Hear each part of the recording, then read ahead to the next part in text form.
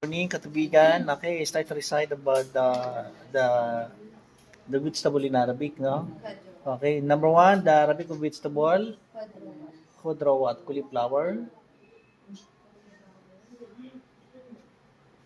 karnabet, cauliflower, cabbage, malfof, lettuce, carrots, jazar, garlic, ginger,